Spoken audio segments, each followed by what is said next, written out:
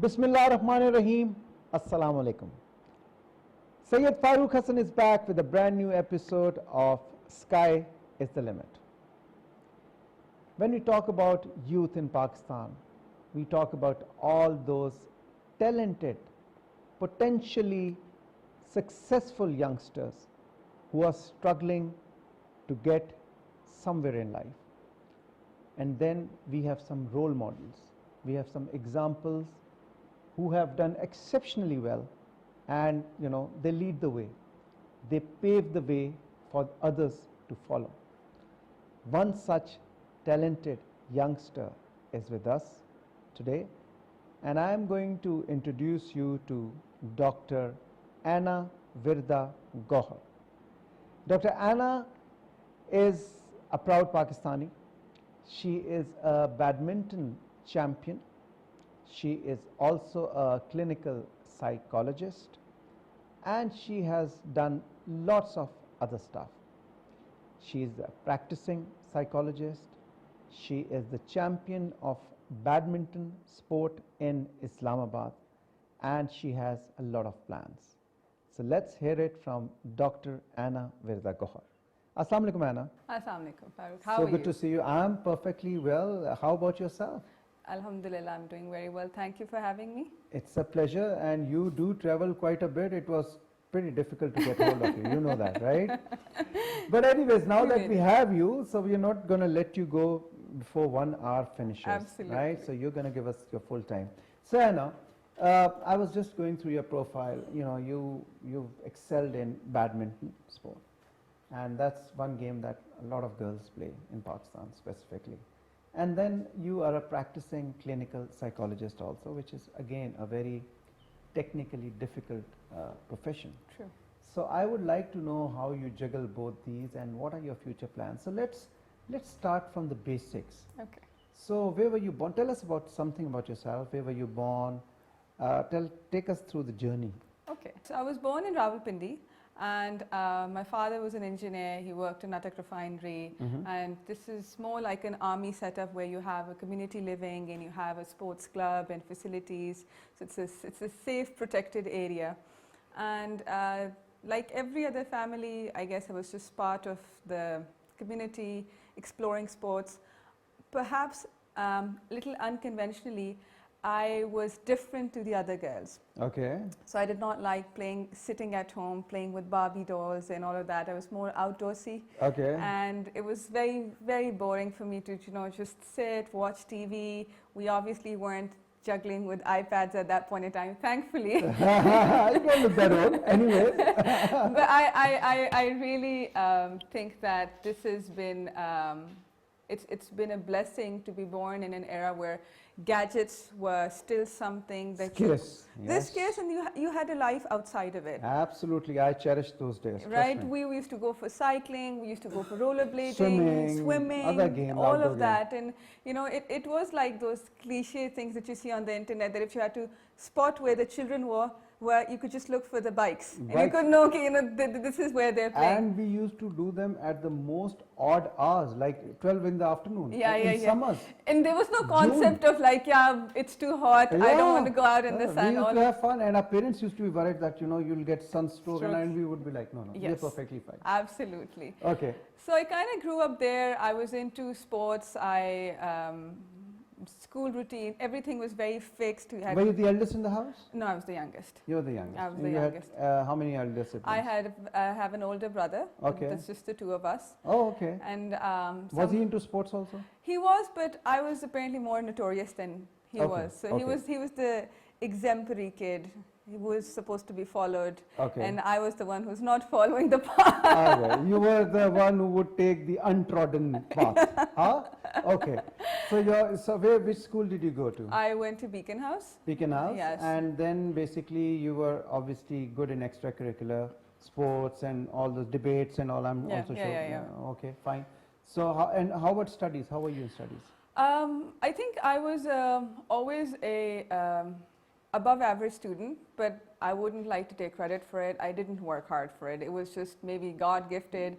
I always sort of kind of followed that model that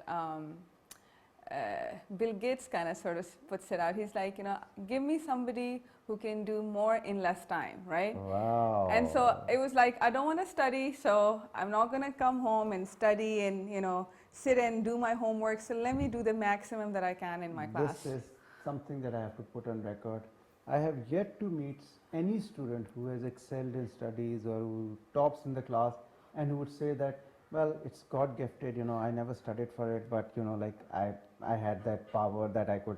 Everyone says, oh, we had to study so much, and we had to burn midnight oil, and we had to study 24 hours, and that's how we got this position. But I must give you credit for being honest. Okay, No, I think honesty is the best policy. I think it was always something between 80 to 90% that I managed, and sometimes I would even top a subject, which would be a surprise to me as well. Okay. But which subject were you good at? Anything that was something that my mentor encouraged me with. Okay. So if I had a good teacher for math, I'd be excelling at math. If I have a good teacher for science, I'd be excelling at science. But there's one hot favorite subject of every student. I've never had that. I've always been a very close follower for whoever encourages me, and they've always seen the best come out of me. Okay. So. And did you have a lot of friends? I did have. Or were you an introvert? No, I did. I was social, definitely. But more so did not get in the girls group. I was more with the boys because outdoorsy, and I didn't like, gossiping about things and all of that. I was like, that's so boring. Come on. And did you used to beat up the boys also? No, they knew not to mess with me. That was as good as I needed it to be. They were careful. They were careful. I think also because I think around that time, and even right now, I think it's Beacon House is a decent education system. Fair enough. So they got us involved into martial arts as well. Oh, okay. And so we used to practice for that and all. So everybody who practices martial arts kind of... People stay away from it. Yeah. Okay, great. So it was kind of growing up with that sort of an environment. That and you started playing badminton during those days, initial days, nursery for class 1, 2? No, not at all. Not at all. Not You had at no all. interest in... I mean, badminton was the last racket sport I preferred. Okay. I was good at tennis. Tennis, lawn Yes, tennis. Long tennis. Oh, okay. And at that point in time, the top two we had were Esamul Haq and Hamidul Haq and Yes. Rashid and all. So they used to come to our club at that point in time, and just over the weekends they would just sort of coach the club members. Yeah. And one day the local marker said that, this is a nice kid, she likes tennis, and they were kind of offended. Like, we're big celebrities. Do you think we babysit now? We're not gonna, because I was young and I was petite and I was tiny and the racket almost came up to my chin. So nobody could imagine that she could actually play. Okay. But I had a passion for it, and like you said, hot summers, 4 in the afternoon, I'd be at the court. The first thing that they would do is when they, set up the court, I'm there with my racket and I'm like, I want to get the first turn. And I think one thing that has always helped me in life, and maybe with the profession, and as we go on we can maybe talk about it, is I was very observant. Okay. So anything that I had to learn came quicker to me because while it happened, I was observing a lot. And as I was observing, I always felt like anything is doable, I just need to get it right. Okay, so like technique, instead of practicing a lot, you would focus more on the technique, and from someone who knows it. So I had these peoples and I had these people and uncles play at the court, and I would just look at them and this is how they swing, this is how they do it. And so I just probably, of course, at that point in time, nobody wants to play with a kid. Nobody wants to help them practice, right? They want their own, don't want to spoil their own game. Exactly. So what I would do is I would just take a ball in a wall and I would just wall practice. I would keep wall practicing to a point that I started getting the rhythm right. Rhythm is very important in all racket sports. And so after your that, response time, your presence of mind, coordination, and Okay. So from then, I guess it was just about, because it was 3-4 hours of continuous outdoor sports, I wasn't lacking in stamina, so just more practice and I would be at the court. So anybody who would want to play, I'd be like, yeah, I'll play with you. There were no power shots, but there were also no misses, right? And your family was supportive? At that point in time, when the tennis stars at that point in time saw me play, initially they just threw the ball over the net and they're just going to like, Okay, little kid, Kid, go ahead, do what you need to. But when they saw me swing and when they saw me play, There's some serious stuff going on. yeah, they were like, whoa, what's going on? So out of all those other members and kids, maybe they each got like 10, 15 minutes of the coach. But he made me go on for 45 minutes. Just because he was so fascinated. It's like, can she do this? Can she do this? The same day, he's like, call your parents. I want to talk to them. Who was this? This was Samul Haq. Samullah. Yeah. Oh, the tennis pro. The pro. And he was like, call your parents, I want to talk to them. And I'm like, well, they're not here. It's like, next weekend, call them, I want to talk to them. This was before you became famous, or? This was me around 7 years. Oh, okay. This is just me. No, Assam was also not that famous at that time, was he? He was. He was. He was famous. Okay. He was famous, and he was like, call your parents, and I want to talk to them. And he said, by the time they got to speak, he's like, give her under my supervision. At 16, I can make her play Wimbledon. Wow. I can do that. That's a compliment. That was so exciting for me. But of course, at that point in time, my parents were more like, we need her to studies, and we don't. And of course, sports it's still struggling to get that kind of recognition, that kind of respect, and that kind of financial return as a career. Yeah. So it's improving by the day, but yeah, you're right. At that time, it was at that point in time, it wasn't such a doable thing. So we just sort of, they said, teach her as much as you want to over here. We're never going to stop her from playing, but we're not going to possibly advise her to put her studies at a second priority and have. We're not going to jeopardize her educational career, and if she can continue with it, which makes sense. Which makes sense. And so somehow I think the company at that point in time could not retain them as coaches with whatever contract details, and then that kind of frizzled out. But I kept playing tennis as long as I could. And then I think after school, there was a short period of time, we moved to the US. 9/11 had happened. The whole family moved to the US? Yeah, okay. And so 9/11 had happened, so things were not so favorable for Muslims at that point in time. We came back, then settling was an issue. That's where I lost contact with tennis.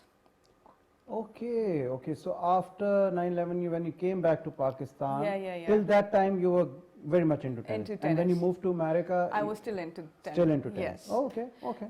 It's mostly because schools over there have more facilities when more it comes facilities, and they encourage. They encourage all of that. Yeah.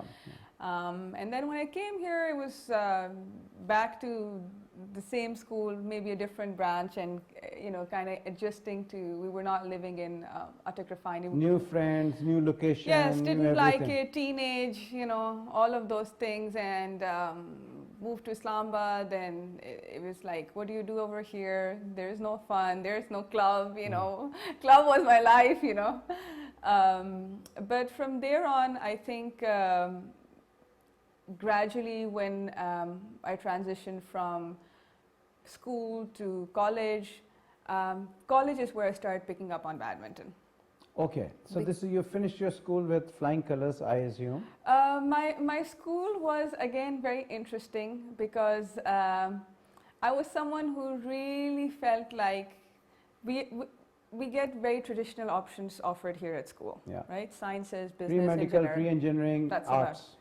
And like I told you, the only way that I felt I was motivated with something was if I intrinsically felt I had a knack for it, or if the teacher was, So you were one of those logical kids who would think about everything and only make a logical decision. Very emotional, actually. Not go for what parents are saying that, no, you have to become a doctor. No, not go for parents, or not go for the society, not go for the popular opinion.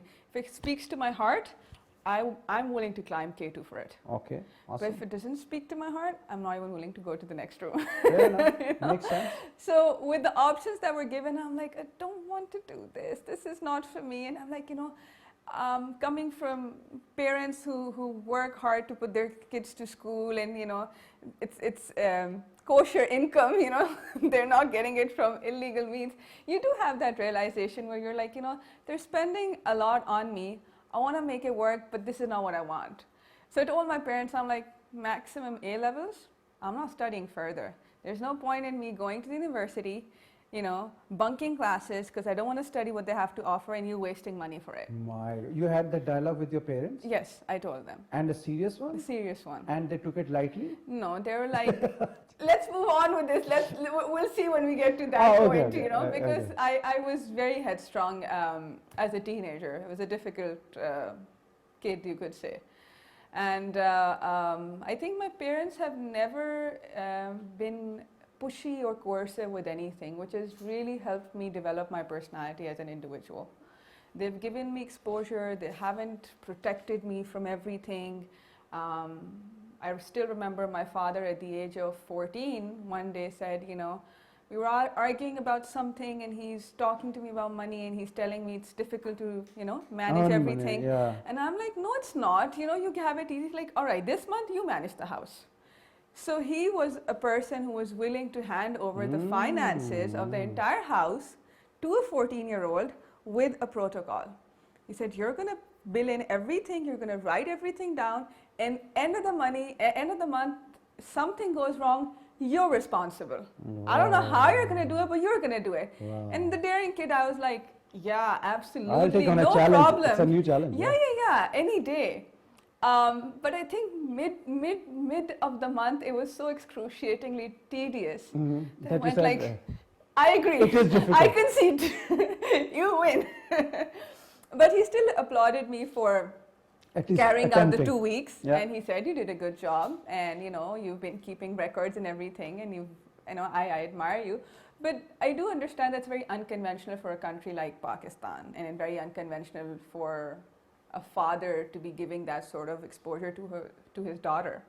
Sons, yes. Fair enough. You can take them to business. You can take them to the I shops. think any child's personality shaping up lies a lot with the parents. How they shape it up, mold it, and prepare the child for future life. Absolutely. And I think same goes for my mother. She herself is a very accomplished woman. Is she a housewife or is she working? No, she's also actually a psychologist. Oh, okay. Yeah. Okay. And I think never did she push me into pursuing something because she was in it, but the example that she set for me by leading the life that she'd led, and she's never ever let anything be an excuse for her success. Wow.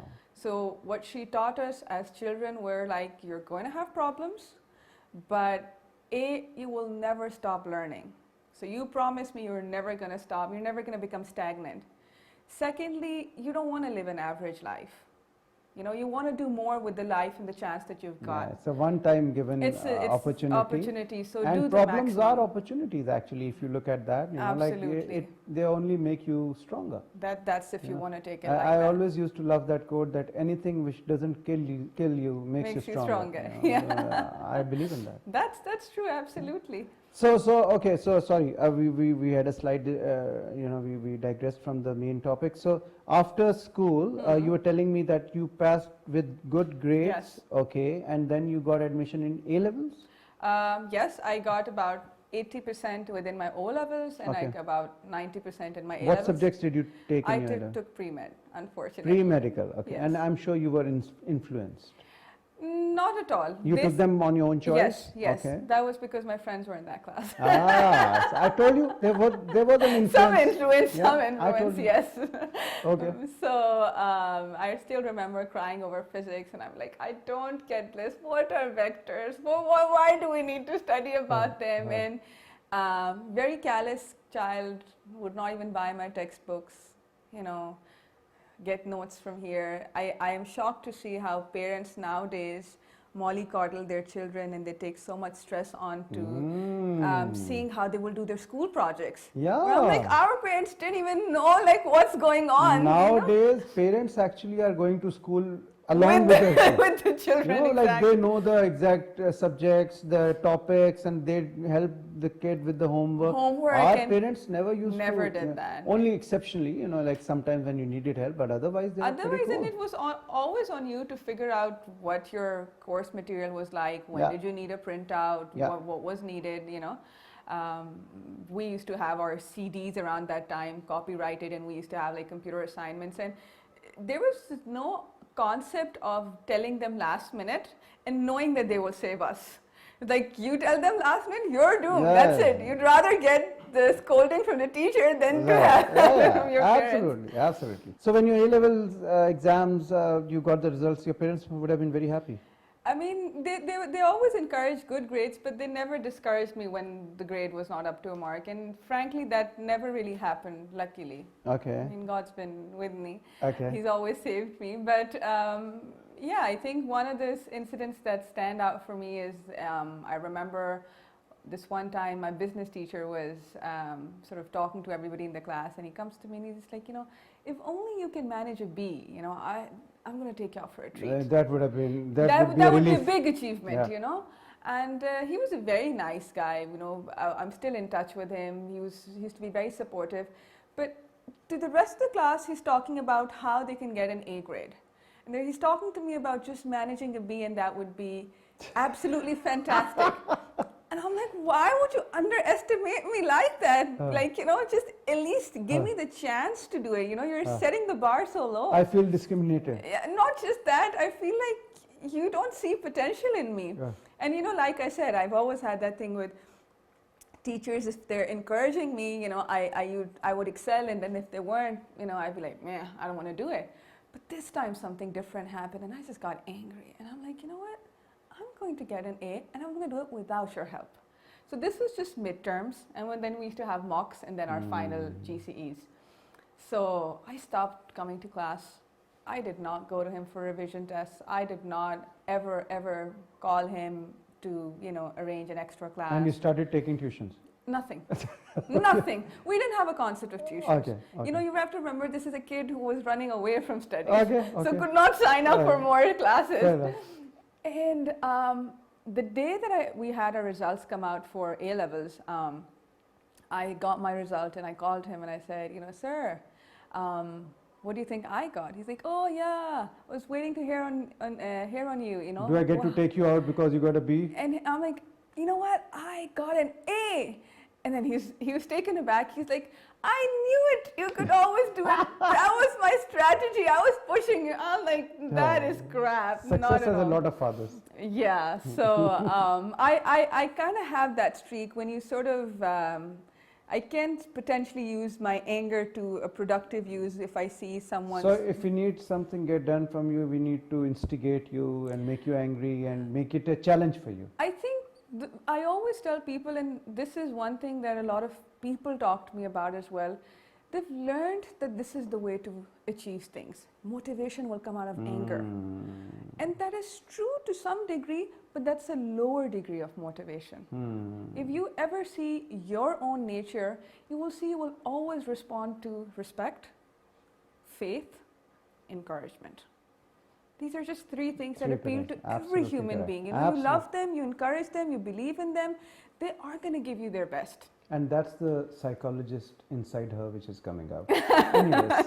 Absolutely. So we can proceed. So, so we were at A-level, so your results came and your parents were okay? I was planning to go abroad. For some reasons at that point I couldn't. Abroad for higher studies? Higher studies, yes. Okay, but I thought you never wanted to study beyond A-levels. I didn't, but happened so that all my friends were going abroad and they were going elsewhere, so then I had to. And friends were a big part of my life around then, and I feel like maybe A-levels was possibly the best time, where everything was so much simpler, carefree, connections were not based on any subliminal, agenda. It was all pure friendship, and you didn't have responsibilities. You make the best of friends for life actually in school. Yeah, absolutely. So I think that was a beautiful time, and I'm glad that I had that in my life. Beyond that, I think from there on, I moved to Karachi then. I had to study psychology because I took that in A-levels. Why did you take psychology? That was what I wanted to ask. Yes, I think we didn't have options. Okay. So I did not want to taking I did not want to take pre-med engineering business. So business meaning the combination of business studies. So I took business, I took psychology, and I was trying to take media studies. So I was trying to delve into something that I had not taken before. These were all three new subjects. Later on, I took sociology with psychology privately, but when I started taking psychology, I think one thing that I noticed about psychology was it just was so easy for me. Oh, It was so easy for me that it felt like I don't have to study for it like other people do. so I'll make it my forte. Yeah. It actually came from that. That I won't have to work so much in it. Let's go with It's this. coming naturally to It's me. coming naturally. Why do I need to? I think I wanted to be a lawyer as well, but I was like, that's too much hard work. Too much to Yeah. study and too much to remember. To remember, and also not having a life. So we were talking about study, but side by side your badminton. How did that start? Because you were a tennis player, I as was far a as I tennis remember. player. We were. It was tennis all along. Then came back from the U.S. I think back when around I was in my OA levels at the school level, we started playing school sports, and the school knew that this is our all-rounder. We can fit her into any sport we want, from high jump to cricket to anything you name it, basketball, whatever. So it was just pure, like she just said it like that, without any. She said that you could be good in badminton, and that hit your mind, and you started. It was never about if I could be good. I was never ambitious. I just liked knowing that somebody has some confidence in me and I can deliver that. It was just about there and then. Mm-hmm. Today, obviously, when she sees me and she's connected to me over Facebook. She's still teaching? She is, yes. At Beacon House? Not at Beacon House anymore, Somewhere else. somewhere else. And she always keeps telling me that she's and so she proud. must be feeling so proud. Yes. And I feel like I am blessed to have had that sort of mentorship with you and that early cementing of belief. I think it's so important in life if you have people believe in you. That goes with you a long way. So it all started with her motivation. Yeah. And you got into badminton. And you started playing, and Yes, in Beacon House we used to have these regional games, which meant like all over Pakistan we would compete, and then that's how it became more competitive. And from there on, then went to university. I went to, again, Beacon House National University in Lahore. And then they would have Sports Fest with GK and FAST and NUST and all of these places. So, it's kind of continued. And from there on, I graduated in Lahore, came back to Islamabad, and one day somebody just randomly at the club said, we're not going to be playing. The court is going to be closed for a few days. Mm-hmm. And I'm like, how come? They're like, they're having a tournament. I'm like, what tournament? It's like nationals, I'm like, oh, like you can play if you want to. I'm like, no, there's no way I can play nationals, right? Yeah. And this guy at the club, he's like, he used to train younger children, and he's like, well, what do you have to lose? I mean, if you want, I could send an entry. And I'm like, and you were just a normal casual player. You weren't trained. No, I wasn't trained. I was just a casual club player. Playing at the national level. No, I was not trained at all at that point in time. So this is just hardcore raw potential. So far. Okay. So far, and he just sort of, out of trying to play a prank on me or try to just randomly, he's like, let's do it. Mm-hmm. Let's give your name. I'm giving your name. And I'm like, no, it'd be embarrassing, At least at the school level, I was used to winning, and I couldn't see myself be humiliated. And I'm like, I'm not ready for that. I can't do it. But then he just said something. He said, listen, whoever you play against, they have something to keep up, which is their image based on whatever performance they've had. What do you have to lose? And then I thought about it. I said, I'm not going to tell anybody that I took part in it. Okay. It's going to be my little secret. It'll pass, So I'm just going to try it out. And when I did, I just actually felt like, that's not a lot of difference. I know that it wasn't very tough for you? It wasn't very tough. Yeah, really? It wasn't very tough. Okay. And funny enough, I actually lost because I sort of got under pressure because of the hooting Cheering that goes around the cheering. Yeah, I didn't have anybody by my side, right? That was my first tournament. And I was actually on a lead till the cheering started to happen, And now, even as a psychologist, I tell people, like, you tell me between two people who have more or less the same skill level, who do you want to sort of, who do you want should win? And give me like about 10, 15 people. I'd probably need some empty plastic bottles, and I'll need them to have good throats, and I can make any team win, because that's how much pressure actually influences the player. Yes, it does. You know, We And never think about we it in never those think terms, about but it, you're but right. it does, and I've seen this happen at the top tier level with the oldest players in the game.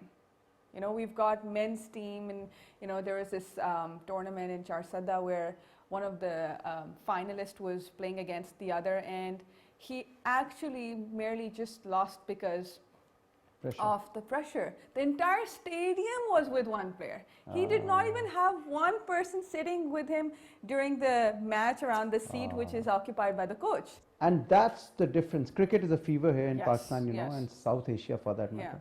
That's the difference that crowd cheering makes, and that's why we stress on teams coming to Pakistan and Pakistan cricket team playing at home ground, Yeah. because they're, you know, the chances Yeah, of yeah, winning yeah. are much more. Because you have that as support. yeah, because you have the Yes. crowd support. So Yeah. it does make a It difference. does Your make a- skill, absolutely required, but your support, you know, like people cheering for you, that makes a lot of difference. Yes. We'll take a short break at this moment. We'll be right back. Dr. Anna Wirdah Gohar is right here, and we're going to continue our conversation.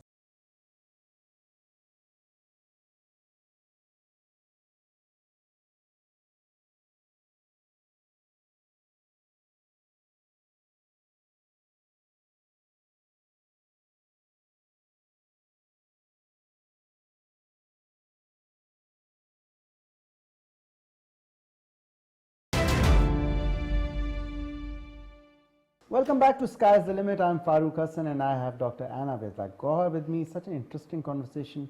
I didn't want to take a break, but you know, we do have to take a break.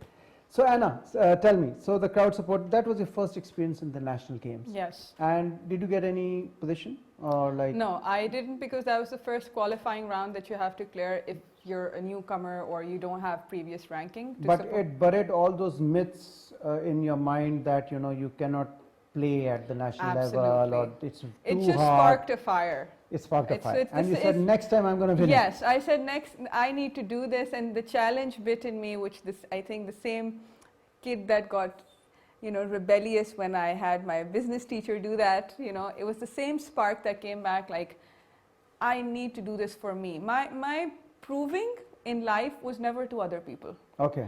It was always a standard that I set for myself, and I did that for my own satisfaction, because maybe, I don't know where I get this from, but my life has to mean progress. And for progress, I need to have something which is more than yesterday. That's an amazing way to think. Yeah, and then that has to come from, I need to feel good about who I am. And I cannot feel good about who I am if I've not done difficult things. Wow. And every day is a new day. New day. And there's so many opportunities to learn so many things in life. Yes, absolutely. So taking on the difficult was what made me feel proud. Yeah. If I'd done something easy, It wouldn't have it made wouldn't make me feel good about me. So after the games, did you tell your parents that I Yes. actually did this? Yes. And they must have been happy. They were always like, you know, do what you need to do. Do not let anything stop you. And so every time when, you know, and my mother's been that person, when I tell her, like, I can't do this, she's like, don't even say that. You can do anything. Yeah, And everything under the rephrase sun. the way that you say it. And sometimes I'm like, no, I really can do it. And she's like, I refuse to believe it. You know, there's absolutely no way that you could say. And then, of course, I was impatient. I was younger. I was Headstrong. headstrong, and also sometimes when you start something, it may not be for the right reasons. You know, it could be because you want to get that fame, you want to be noticed. You know, you can possibly show off. This is who you are. And, you know, be a king amongst friends. Yes, you know, this is who I am. But the beautiful thing about sports is it really teaches you how to tame your ego. It really disciplines teaches you. you. It disciplines you. It teaches you the value for time. It teaches you the importance of pain, because you go through a lot of it when you're physically exerting. It teaches you how to struggle. It teaches you how to struggle, and it teaches you how to exist when you're not at the top. So 'Cause sports is a must for it's a every must kid. for everybody. Unfortunately, these days, everyone is hooked onto tablets and Yes. games, and Yes. they don't like outdoor sports. And they're missing out on such a beautiful feeling, Farooq, I cannot tell you. Because sports does not really have to be on a competitive level. Even if you played it among your friends, Yeah. even if you had some community center, club that you went to and that you could physically just let out that steam. Yeah. The stress, the anger that you have been accumulating over the day, during the week, you deserve that. Your body deserves that. Any kind of physical activity, any Yeah. form. Any I love hiking. I Yeah. do it alone most of the time, because everyone I take, they only go once because it's a bit They don't tough. have the stamina. And they are like, next time, they make an excuse. Just that, call me for they're breakfast. busy. Yeah, just call you. Yeah. But I enjoy it so much. Yeah. This nature, Yeah. like it's so many lovely sights to see, and then that physical exertion. You Just feel sweating so it good. out, yeah. So, okay, coming back to you. So, your psychology studies continuing at par, and your game now that you've played once at the national level, you want to improvise yourself. Where were you studying for this, your to become a Beacon House psychologist? National University. Beacon, and that's a 4-year course? Yes, that's a 4-year Four-year course. undergrad. Okay, and it wasn't tough, as you said, you. The thing is, I think when children go through, especially I think this is good advice for parents and handling teenagers, do not push them so much.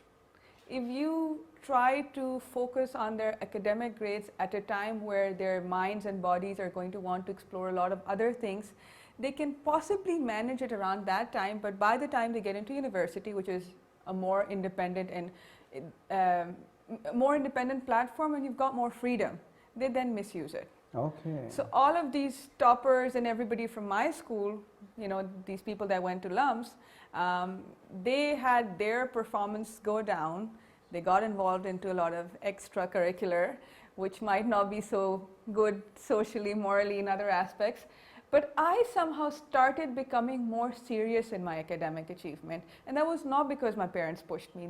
My parents have never told me to study or not study. Yeah, that's very evident from what you told What us. happened today, they relied honey, on you. if you don't study, you're not going to pass. If you don't pass, you're probably not going to get promoted with your friends. That's probably going to be embarrassing for you. If you can take that, we're okay with it. And I'm like, no, I cannot take that. So I think this is one advice that I would want to give parents is, when your children are in their teenage, do not push them with. Do not force them to do. Yes, like, if they're doing take decent, up a certain subject or, yes, let them do that. Understand that this is a very difficult time for them as well. Be more supportive. Have them feel like you've got their back. But if somehow you're able to pressurize them to perform at that point in time, it is going to have its effects later on, which means that in life, generally humans have this tendency of wanting to explore. So if they don't get the right freedom within the supportive environment of a home, they're probably going to do it when they're in college. That's when most of the kids go wrong. Yes. Okay. And that's also because they've been really, really scaffolded during their teenage. So and they're newly found independence. Yes. They want to do everything. Yes. And so at that point in time, because there's no one to push you or keep track of things in the same way that, in school parents could.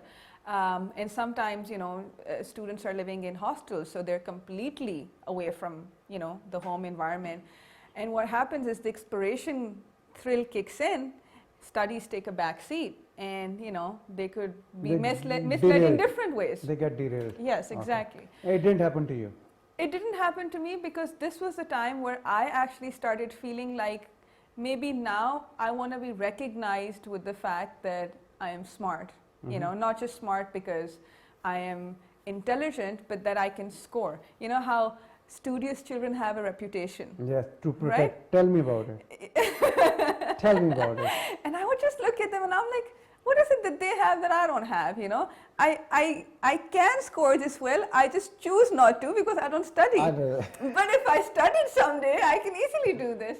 So alhamdulillah, when I graduated, I did not only graduate on the Dean's Honors List, I scored a 90% plus CGPA at my undergrad. Awesome. And I think that within studies, it's not just about what is difficult or not. In a university, which is like a universe, you have to manage different people and different personalities and different logistic issues. So it's not just the academic skill. Sometimes you're going to have an instructor that doesn't really like you, and they're the ones that are going to score you. How do you make it, make it work? Yeah. So But I always believe that psychologists are good handlers of people.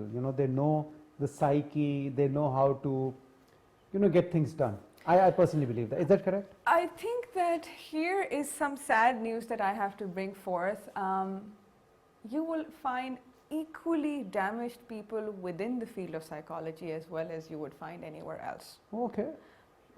Immature, narcissistic, I think underdeveloped. those kind of people are everywhere, no? Yes, and that impacts the way they carry themselves out, because just like you, anybody would have that expectation that, oh, this is a psychologist, at least they wouldn't be like this. They would understand. They would understand. And so the profession does sort of expect you to carry yourself out in a certain way. Mm-hmm. It's yes, like when you talk about a religious preacher, of course, his or her personal life is their personal life. Yes.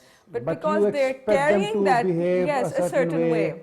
And to act a certain way and be more understanding, and be more knowledgeable. And at least practice what you preach. Yeah. The very basic. And you're absolutely right. Like, people who are on media, wherever we go, people just expect that we would be more knowledgeable than them. Yeah. Regardless, Yeah. like in any field for Yeah. that matter. Because, if someone is in media, that means her or his exposure is, like amazing. But that's always not the fact. Not the fact, true. We are not masters of all fields. Yeah. But yeah, that happens. goes on. Yeah. So I think there are all sorts in every field, and I think everything is a learning experience. And my university was like that. So after getting 90% in your final exam and passing out as a professionally trained clinical psychologist, were you planning to take over your mom's business? No, not yet. So I did my undergrad in applied psychology, which is a very generic umbrella term inclusive of different fields of psychology. Okay. But then I went to England and I got trained in clinical and health psychology. Okay, and that's what your mother also does? My mother is also a clinical and health psychologist, but somehow, as much as she has been accommodating and she has been able to offer me a plethora of services and support, I've always wanted to make my own name. Just like the way you were when you were when a kid. I was younger. And so, a lot of people went to, like, you've got her to support, you could just take over what she's built, and she has built. Again, a perception. Yes. And, she has built so much, so you could just, take over or be a part of that. And I don't find that something which is wrong, but for my own satisfaction, I wanted to know what is my identity separate from my father's name, separate from my mother's name. And you as an individual. Me as an individual. You want to be an achiever. And okay, so we're going to talk a bit about the psychological issues that the youth are facing in Pakistan right now. Yeah. But before we go on that, so what about your badminton thing? Where did it progress from? So for a very long time, I was playing and working hard, and I was a nobody. Mm-hmm. Yeah. So the champion or becoming a champion did not happen overnight. It took me about 3+ years where Corona had happened, tournaments stopped happening, everything kind of sort of just went down. All outdoor games are banned. They were banned, and I was just like, God, why? Why when this was my turn to shine, why did everything fall apart? But I think there's divine timing in everything. I think there's a lesson in slow growth. And I think anything that happens or is achieved overnight or quicker kind of relapses quicker as well. It fizzles out quickly. Yeah. It's not sustainable. It's not sustainable. For that matter. So, and then I moved from Islamabad to Lahore about a year ago. I changed my coach. I was able to get more exposure in Punjab because sports are more active over there than they are in Islamabad. We don't even have a lot of courts here. But I think the exposure playing with players who were higher in rank, that really helped me. And now, between informal tournaments, I am competing and beating number 4, number 6, number 5. So, but Islamabad, you're the top. Yes, in Islamabad, I'm still the undefeated champion. Awesome, awesome. Anna, we have to take a short break Sure. here, and we'll continue with your conversation. It's very interesting, and I would like to know what are the main psychological issues that the youth of Pakistan are facing right now. What are the causes? How we can, rectify them? Right. How we can attempt to rectify Sure. them? We're going to take a short break. Don't go anywhere because.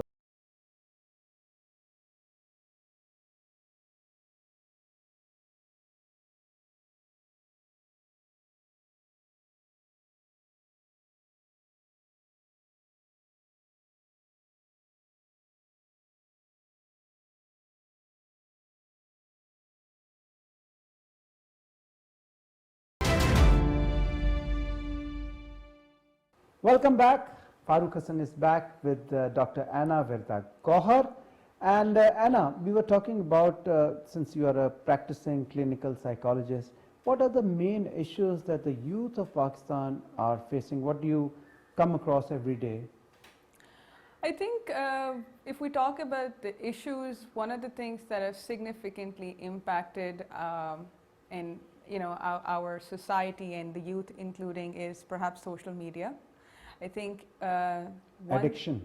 It's an addiction, and it's an addiction that not only the youngsters are sort of struggling with, but also adults. So if parents cannot model something for the children, they can't really expect the children to follow that.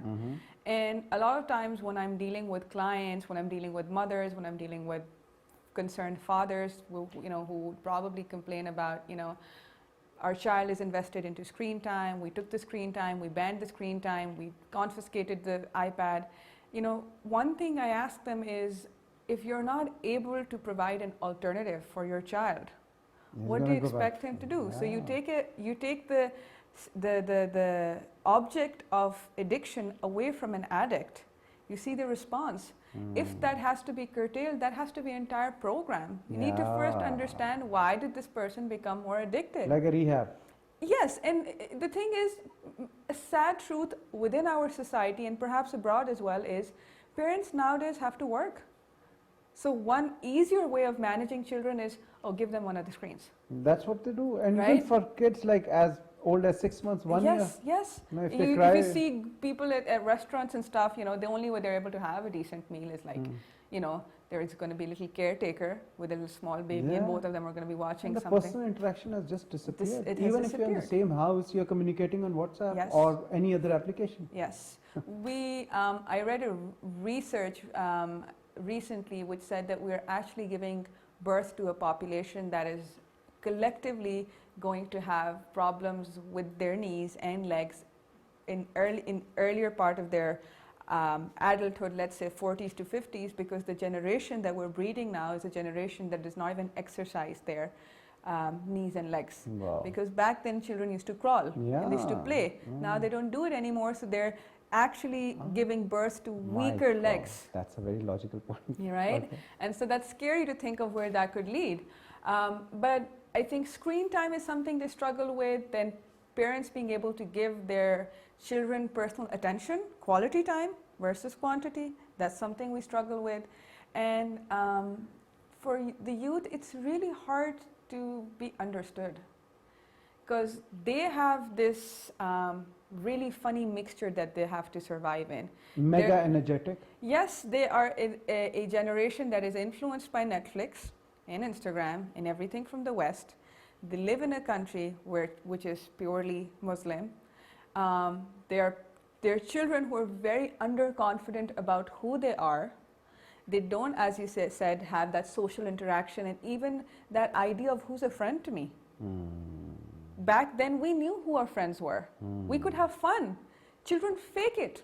And families used to get involved, like our Yes. friends, our families used to know each and every friend of ours. Yes. Like their family, Exactly. their brothers, sisters. Exactly. Nowadays, parents, probably, I don't know, you'd be in a better position to tell, that they're not that much caring for that. They're not that closely knitted, and also because it's sad to see like a teenager or a younger adult say, like, I'm talking to this person over this gadget, but this is not we're not close. No, You know, this is just fake. yeah. We just do it because everybody, and this is a social appearance that you have to keep.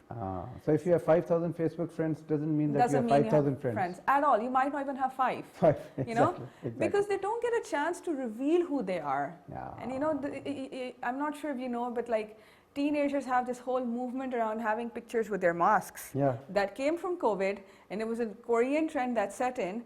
But they're scared to show off who they are. Children don't smile in pictures. You know, I'm conscious of how my smile looks, my jawline needs to look, my baby fat is. And these were things that were not a problem Never. a few years ago. Not in our childhood, at least. I don't remember that. Yeah. Another area that you are working on, specifically is to advise different organizations, professional organizations, on the work-life balance. How to create that, Yes. how to optimize that. Yes. Can you tell us a bit about that? So basically, this program was started as an initiative to sort of see how neglected the workplace situation is when it comes to mental health. We do not have companies that would hire therapists in a situation where their own employees could sort of take help. We don't have structures or even the idea that an organization would consider that the mental health of my employees affects my productivity. Now, the idea that we're trying to bring awareness around is we all have problems in our lives. We cannot possibly imagine that when we step into that door, which is opening to our workplace, we're going to leave behind whatever was happening in the morning with my wife, with my mother, with my kids, and it's not going to impact me. And because we also don't have a culture, particularly with men, where they can actually share and let someone know what is really going on. You see, a very common example is in our culture when someone asks you, how are you? You say, Alhamdulillah, fine. Yeah. You would never, on any bad day, say, you know what, I'm having a rough day. Yeah, you do. Because there's no space. And so when we want to more understand... of a formality, actually. More of a formality. But if I keep tightening the air around you, how much longer can you take it? And when you will carry all of that workload, that Back stress to from your work, home. you take it back to your home. And you take it out, vent it out there. You vent it out, and then you see the repercussions of what happens when you vent it out. Then you take that stress to work. Now, gradually, whatever Farooq could do on a normal day will start to deteriorate. A, because he's not getting good sleep. B, he's not supported. He's agitated. Now, you keep repressing it, you keep diverting it, you keep possibly, blowing it off at the gym. After some point, let's suppose, God forbid, you have something going on in your family, someone dies, you're going through a divorce, your children are not doing well, your children just got diagnosed with something that is hard for you to, understand. It is going to impact you. But because you've already been taking so many things and like a bigger stressor, then that's where your mental health will actually start turning into something that impacts your productivity. So it's the net result is not good. It's negative. not good. It's negative. And so for companies, it's like you want profits, you invest in your machines, you upgrade your softwares because they give you profit. Invest in your workforce. Wow. Understand how they work. And make life easier for them. You have a whole program for that. We have whole programs for design for that. That's amazing. And there's so much to talk about, but we have paucity of time. I understand. But such a lovely conversation. Likewise. I'm so glad that I had this conversation, and you are a role model for so many youngsters. What are your future plans? Do you want to excel in badminton, or you want to take your profession to a new height?